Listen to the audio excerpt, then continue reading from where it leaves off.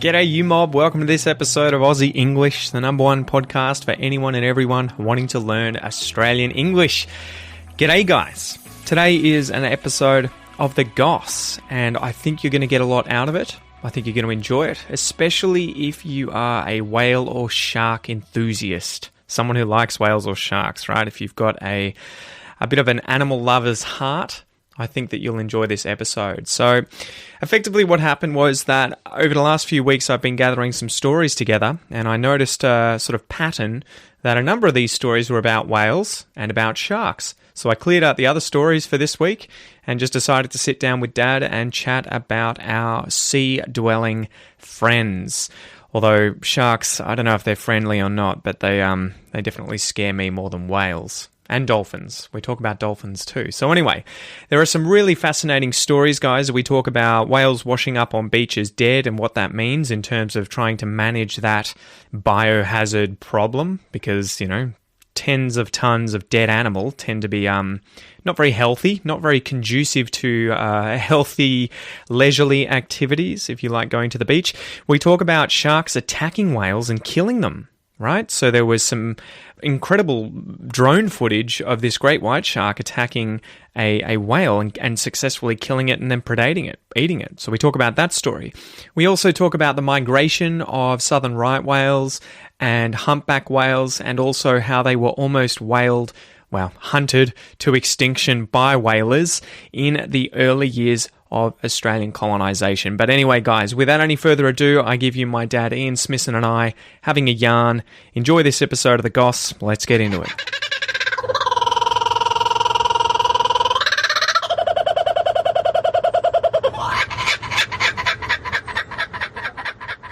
So, Dad, what's going on? Hey, not much, Pete. It's another beer day. Yeah, so you were saying you really like these beers because they are by Mick Fanning, right? No, that's Bolter. This one's from Bells Beach, so it's another surfing sort of thing. But I don't think this is owned by a surfer necessarily. I associated it with Mick Fanning because of Bells Beach, but sorry, Mick. No, sorry, Mick. Bolter, Balter. And look, I do like this beer as well, and it's a local, so... it's easy drinking. Easy drinking. And I do like Bolter because Mick Fanning and a couple of his surfer buddies, Mick Fanning, for those of you who aren't into surfing, is famous for two things. He was a world champion several times on the World Surfing Tour, and he's also the guy whose board got bitten by a shark. Well, his leg rope, right? Yeah, his leg rope. The great white shark grabbed his leg rope and pulled him backwards a bit, and he was kicking like crazy. Yeah, exactly. So, and crazily enough, all the other surfers came out to help him. Yeah. Well, that were in the heat or whatever it was. That's I think right. that was at Bells Beach, wasn't it? Or was no, that elsewhere? I think it might have been South Africa. Okay. But something completely different. Yeah, but he's he and a couple of his mates have started this brewery called Bolter. Yeah. And the reason I like it, apart from supporting local people trying to do well, is because a lot of the profits go to homeless kids on the Gold Coast where it's set up and where he lives, encouraging him to get into surfing and go to school. So that's got to be a good thing. So. Yeah, he seems like a really kind dude. He's an interesting Looking guy. into him after his surfing career, I think he's been working hard to sort of help a lot of people. Yeah, and mostly homeless kids, I think, because he grew up as a surfer on the Gold Coast, and obviously there's a lot of homeless kids and unemployed youth in the Gold Coast region. So. Yeah. So today I had a whole bunch of stories that I've sort of racked up over the last few weeks. I haven't got much, so I haven't even got a puppies and kittens story. No? And the idiot of the week is the same one, so... Oh, yeah, I should say cheers. Cheers. But I got a bunch of whale stories and shark stories. Whales and sharks today, so no puppies and kittens. But somehow I ended up getting a whole bunch of stories. I think there was like 2 whale ones and a shark one. And then I was like... Once you find one, then get a few others search there. engine just finds them for you. So I thought we could start by saying, today's episode should be a whale of a time. I got nothing. I don't have a pun that's that bad, so I'm just going to have to let it go. Couldn't think of a shark expression. That was the only whale expression I could think of, a whale of a time. No, it's not a great one, but it'll have to do. That's the only one that I could find, yeah. So, how do we get into this? I guess, do you want to give a bit of history in terms of whaling and Australia? Because that was one of the first industries in Australia, It was an industry that's older than European Australia. Yeah. There were whalers and sealers, so people taking whales and seals, whales for whale oil, And before people discovered underground oil, digging it up and getting it out to use for various things, whale oil was used mostly for lighting. So you would have lamps that would have whale oil street in them. lights. And street lights as well. Street lights. So were they some of those street lights that you still see in Melbourne, the really, really old ones? They weren't whale oil, they were gas. Okay. Yeah, and the gas came after the whale oil. But there would have been some. And there are other bits, ambergris and things from whales where you get about a kilogram out of a 30-ton whale. More than that. Some of them are crazy. We can talk about ambergris. I was about to say maistage, which is Portuguese. I don't know why that came out, but hey, later. Yeah, later. But so when Australia was colonised, whaling was already sort of happening around the oceans. Yeah, it was. Australia, right? There were people whaling around here, and certainly just after Sydney, or what became Sydney Cove, was settled, there were whalers around the south coast of Australia, in particular, South Australia, Victoria, Tasmania, which is where most of the whales have been and still are. Although we get humpbacks going up the east coast and the west coast during the summer, but year-round they're mostly around the south coast of Australia. So people were here whaling and creating virtual settlements. They weren't permanent, but they were there for months and sometimes years. And not that people were there all the time, but they built little huts and things that they could come and go from. And then sealers did the same thing. Sealers were after seal skin for the fur because it's really dense fur and made good coats, mostly for... This would have been the Northern Hemisphere winters. It would have been the equivalent, I guess, of the beaver trade in the North America, in the United States and Canada before they were either of those. Yeah, and look, the irony is that while they call them sealers and we generically call them seals, they're not seals. They're eared seals or sea lions. They are. They're just not the same. Yes, they're different family, group. Different group of them. But whereas the seals that are mostly being taken for fur in the Northern Hemisphere are true seals. So. And the difference between the two is effectively, that seals with the ones that you'll find around the coast of Australia will be the eared seals. And you'll see that they can lift their back legs can support their body weight, so they can actually hold their whole body weight up and sort of gallop along the ground. Yeah. So you'll see rather than dragging themselves along the ground. Yeah, whereas the seals like what would you say, elephant seals and everything. Seals, leopard seals, closer to seals. The poles, and they tend to drag they can't actually support their body weight with the back legs. No, exactly. So. But they're pretty cool animals, but it is pretty sad, right? Because you had these groups, I guess they would have been independent ships, right? Maybe groups of ships that were going through effectively just rampaging, like filling their ships with as much whale oil, skin, meat as they could, and then just going back to Europe and selling it, or selling it in the colonies. I think it was mostly selling it back in Europe. Yeah. I haven't done that much research on them aside from knowing that they were obviously in and around the place. But did they have any sort of real appreciation for the resource that they were harvesting and trying to maintain it, or they were just like, get in there, take as much as you can? Realistically, when we're talking about, certainly whaling, when you're talking about people with a whaling ship was even a fairly small ship. Yeah. And the actual hunting of whales was done in large rowboats. By sort of 8 to 10 men in a rowboat with a manually thrown, hand thrown harpoon. Well, the thing that comes to mind is what is it? The white whale, Moby Dick. The white whale going after him, and what's the story again? Is it called Moby Dick? The story. Moby Dick is the name of the book. Where they're chasing that white whale and obviously demonising it a bit. But and that was a sperm whale. It was. Yeah. But they were out in those dinghies, those small boats, 6 Roman or something, Orman, and they used those hand-thrown harpoons. So, realistically, you're not going to catch a huge amount in comparison with what we can do now with factory ships and, and harpoons that are no longer being thrown by a person. They're coming out of a giant cannon on a ship. And they electrocute them to kill them pretty quickly. Yeah, exactly. So, look, I don't think that... seals were different because they would get seals them were caught on land. Yeah. And so you're literally just going around and stabbing or clubbing the seals. Yeah. And so you could significantly impact the population of them, whereas whales, I don't think they did for a while. But then more and more people started to do it. and then the whale population started to crash. Well, some of the rarest seals in the world are the Australian. Is it the Australian fur seal or Australian sea lion? Australian sea lion. Sea lion's the one that was fur seal really effective. is threatened, or was, but it's there's a fairly large population of them. But the Australian sea lion, which occurs on the South Australian coast, the biggest population is on Kangaroo Island. Then their population is thousands. It's not hundreds of thousands. Why has that taken so much longer to bounce back? Because I remember I was looking up today the statistics for, I think it was the humpback whale that was absolutely smashed by whaling. So counts conducted in 2006 indicate that from an estimated 200 to 500 humpbacks that were left in the wild in 1962, the current East Coast population has grown back to about 8,000 animals. And I think today there was a news story that came out that said now it's expected to be more than 35,000. Yeah. So last year's numbers were up by 486 from 2018. It's increasing 10 to 15% a year. Yeah. Which is absolutely insane, right? In terms of it is. You would think whales would breed a lot more slowly than that. Well, they like do. The population can just bang. Obviously, bang. they're fairly successful.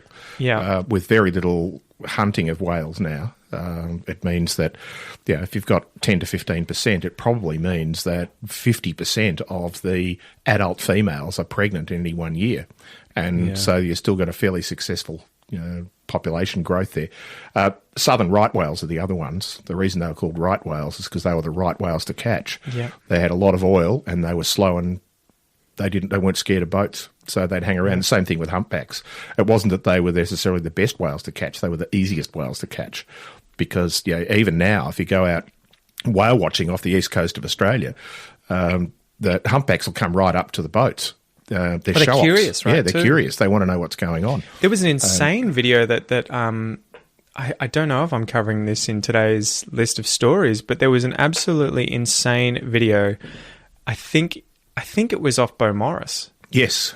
Yeah. So that was in the bay. In Port Phillip Bay. Yeah, which was just insane because Shallow you think water. the opening of the bay is probably 2 kilometres, 3 kilometres. 3 kilometres, yeah. And there are ships going through there constantly. And Beaumaris is at the complete opposite end, right near Melbourne. Yeah. Effectively straight up. Yeah. It's what, 70 kilometres from the Beaumaris opening is probably 50 kilometres to the heads. Yeah. And so there was a guy in a small boat. It would have been like 4-metre dinghy where he was just fishing, and he's sitting there with his smartphone, and you just see the smartphone turn on or whatever, like the video starts, and he looks in the water, and there's I think it's a right whale right next to his boat, just twisting and looking. Hello. Yeah. And so I was so amazed at how gentle they can be. Yeah, and look, they're obviously so aware of themselves in the water as well, where they can, they'll come right up next to a boat and then they'll flip around and you'd think, there's a danger of being whacked by their tail or whatever, but they don't. So. Yeah. Well, it's just crazy. Yeah. And we were watching a documentary called The Magical Land of Oz, which has got Barry Humphries narrating it. And it's about, obviously, Australian wildlife, the Australian environment. And he was, showing a bunch of, I think they were humpback whales playing with dolphins. Mm. And so when they were coming up the coast, I think they were in the Great Bight, and they were going along the coast, whether to the west or to the east, to then go and breed up in the warmer waters. They're just interacting with dolphins and just playing with them in the shallows. Yeah. And you're just like, it's just crazy to see species of different species playing together. And these are highly intelligent animals. Well, it was the same. It was the same for the seals when they were showing the sea lions. I think there must have been fur seals as well or something. And they were showing, I think, at Kangaroo Island how they play in the rock pools when they're young in order to try and develop their skills, learning swimming skills. And there are multiple species and they're playing with one another. Yeah. And you're just like, isn't that crazy that for millennia these different species have been interacting with one another like that? Yeah. And look, they interact with humans as well. I wonder if you've ever been swimming with seals. They are really interested in what's going on with you. Yeah, they're like little dogs, right, in the water, and except they're a lot more. What would you say? They can maneuver themselves in a much more delicate way, exactly. rapidly in the water. And it's so funny to see them out of the water because they seem so clumsy and like. But as soon as you see them in the water, they're like just fluid motions, and they can move so quickly. It's just insane. Yeah, last time I was swimming with seals was in the Galapagos about 5 years ago, and the pups in particular, sort of half grown, are really inquisitive. Just no fear. And no fear, and nothing in the Galapagos seems to have fear of humans. But and they actually come up and kiss nose the mask. Really? They're actually It's pushing like, the what is mask this? into your face, just very gently, but just going, oh, I'm going to get as close. Like their whiskers are actually touching you. See, I think I'd be crapping myself if I saw seals, because that would instantly tell me there's probably sharks nearby that are going to be hunting these seals. You don't go swimming with seals off the coast of South Australia Where they're or breeding, Phillip Island. their colonies are. Exactly. Yeah, where there's a big great smell. white sharks just hang around going, oh. Well, and that's breakfast. the stuff that they do, right? With, I think it's in New Zealand, Australia, and South Africa, where they'll have boats with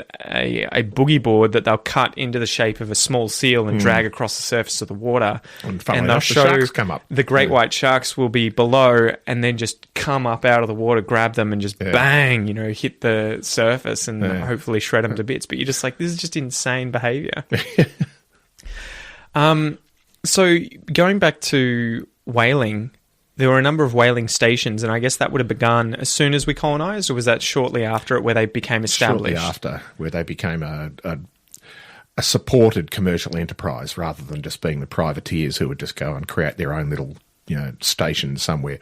And whaling stations were created in order to do the factory work on land rather than having to do it on board ship, because particularly when you're doing you've got sailing ships, you've got no way of having a big enough ship that you can, as a small privateer, that you can get a big enough ship that you can actually be slaughtering, butchering, melting down, and doing all those sort of things. So I wonder how they did it back then. I don't know enough about how the process of whaling was carried out, because you can imagine it must have been so arduous to try and go out and catch this 40-ton animal or whatever. Did they just drag it back into the whaling station? Because I assume it would have been impossible to get on board the boat itself, at least not without chopping it up in the water. Like how I'm not sure how they did it back in the sailing ship days, but certainly the last, I think it was the last whaling station in Australia was in Albany in Western Australia, and it shut down sort of late 70s, early 1980s. Really? I thought it was outlawed in the 60s. No, I visited it in 1974 as a tourist on a school trip back 100 years ago. And so, 46 years ago. They were still, and that literally they would, the boats would just bring them up and then they'd just, hook them round the tail on a big winch and drag them up a ramp and butcher them on the ramp, basically. So, it was a fairly disgusting thing to go and see with, just because of the size? Well, just, butchering any animal is not a particularly pleasant thing to see, but an animal of that size and the smell, because, the smell of a freshly killed animal is there isn't one really, but when you've got, just sort of literally blood and guts around all over the place, being washed back into the sea. So do you remember what was going on with why they were wanting to outlaw it? Like, was there a big uproar at the time in Australia issue, and they realised the numbers were plummeting? Yeah. And look, it was a conservation issue, was the push to kill off the industry, but the industry was dying anyway because there really just wasn't, we'd gone more than a century without requiring the use of whale oil, right? And got electricity and oil and gas and so on. And so there really just wasn't that much of an industry around whale products. So, yeah, and it was crazy. I guess it's sort of the industry went bananas in the mid-1800s, right? And they killed, I think, based on the numbers here, 40,000 whales on migration, at least throughout that period, which it sounds like a lot, but I guess it would have been spread across almost, 150 years, maybe 140, 130 years. And several species. Yeah. So. But that was obviously still, in terms of the humpback whales, got them down to numbers of 200 to 500 in the 60s. That was a big reason they were just like, these are about to go extinct, so we need to do something. Yeah, exactly. So do you want to touch on a little bit about sea shepherd and Japan's hunting of whales? I mean, it's a touchy issue. I've had some Japanese followers at times criticize me wearing the sea shepherd T-shirt, saying that it's very offensive. And I guess I understand that they see that it's their right to be able to whale. But do you want to give us a sort of, I guess, Australian viewpoint of why we see sea shepherd as, I don't know about heroes, because they're kind of idiots at times too. They're anti-heroes almost. Yeah, it's almost like Greenpeace, right? They do a lot of dumb shit in order to... It's a means to an end. Well, yeah. Do you want to give some a of bit that is about publicity. For the Japanese listening, do you want to give them a bit of an idea of where Australians stand on whaling and why, so that they can at least understand? And I think it comes from that movement in the 50s and the 60s and the 70s to wind down the Australian whaling industry. And it was conservation. It was just simply saying that there's no justification for catching whales anymore because the products that were traditionally being used from whales had all been replaced by other things. Yeah, they were obsolete. And they're obsolete. It was no longer required. And from a conservation point of view, we had populations that were crashing and getting to near extinction point where, if you get less than 100 animals probably 200 in a population that will only breed every second or third year, with individuals, then the chance of that recovering while you're still hunting them is close to zero. Well, and beyond that, you've lost a great deal of genetic diversity, so that the more you whittle it down, and it's probably an exponential thing. When you've got 10,000 individuals down from 100,000, it's probably like, okay, that's bad, but it's not that bad. But when you go from 10,000 to 1,000 or 1,000 to 100, you're losing exponentially more genetic diversity in that the population. chance of genetic bottlenecks, which is that the biological term for it, where you're reducing the genetic diversity to the point where there's a significant chance that they will all be so closely related that you will either have reproductive problems or there are problems of disease or disaster that means that the genetic pool that you have is no longer able to cope. Yeah. So that was really where we were in the 50 or 60 years ago. And then I think whales just became, and they've always been a fascination for people, but I think they just became one of those signature animals for conservation because they're big, and obviously big means interesting, but they're intelligent as well. And that if you go whale watching, and many people do, you're actually interacting with the animal. It's not just, oh, look, there's a whale 500 metres offshore, leaping up in the air and going splash. In many cases, they're coming up to the boat and interacting with you. And I think that gives people a sort of an emotional response as well. Even if you never do it yourself, the idea that animals will do that has meant that many Australians simply say, well, why would we be killing these animals? And so, look, the other side, of course, is that Japanese, Norwegians, Icelanders, Alaskans are saying that, well, this is something that we do. We just catch whales for food. This is no longer about whale oil or any of those things. It's about food.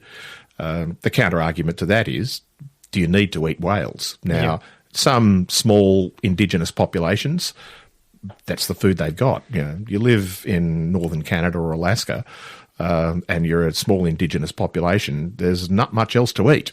And it would be like if there were still indigenous people living in Tasmania or something, and they were like, well, it's our culture to hunt and kill and consume Tasmanian devils. You would be like, all right, I understand it, but they're also endangered, and we want to at least make sure that whatever you end up doing is sustainable to the point that the Tasmanian devil as a species isn't going to be impacted negatively. And we have indigenous populations in northern Australia who have traditional food is turtle. Yeah. And which tend to be endangered species. 4 or 5 species are endangered or threatened, all of which live in Australia and breed in Australia. Yeah. And our laws allow those indigenous populations to continue to hunt and eat turtles. But those populations of indigenous people are also the ones that are involved in the conservation. Exactly. They're the ones that are helping the conservation by retaining breeding beaches and isolating them and helping people move eggs when there are cyclones that destroy beaches and so on. So it's in their interest to be involved in the conservation as well. And I think that's a big part of it. It's educating them, saying, it's one thing for you to go out and kill these turtles, but we want to maintain that population so that you can continue to do that forever and so that the ecosystem stays as healthy as possible. And so if you can be empowered with the information and knowledge to further this cultural practice for yourselves as well as allow everyone else to have those species.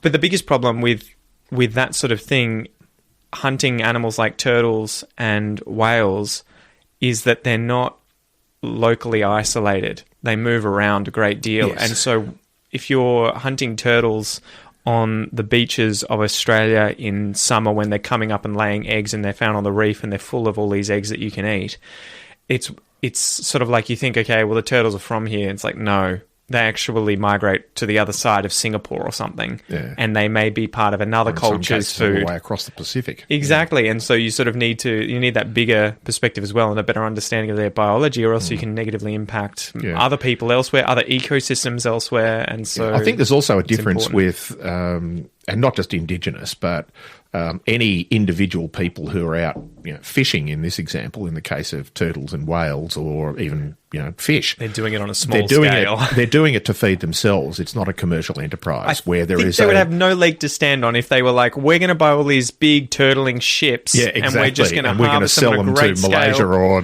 wherever. But it's our right.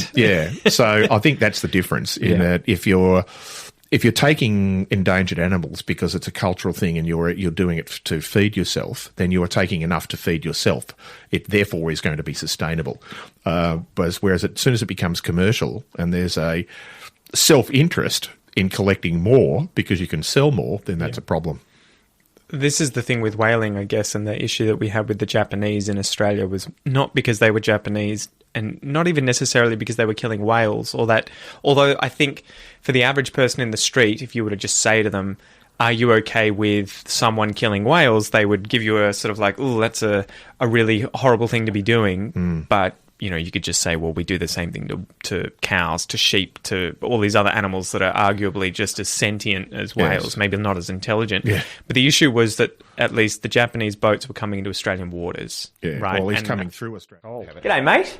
That was the first half of this episode of The Goss. If you would like to continue watching or continue listening to this episode, make sure that you sign up for the premium podcast or academy memberships at aussieenglish.com.au, where you will get full access to these entire episodes of this series and much, much more. You can go check that out using the links below, or just go to aussieenglish.com.au. Once again, thank you so much for joining me, mate, and I will see you next time.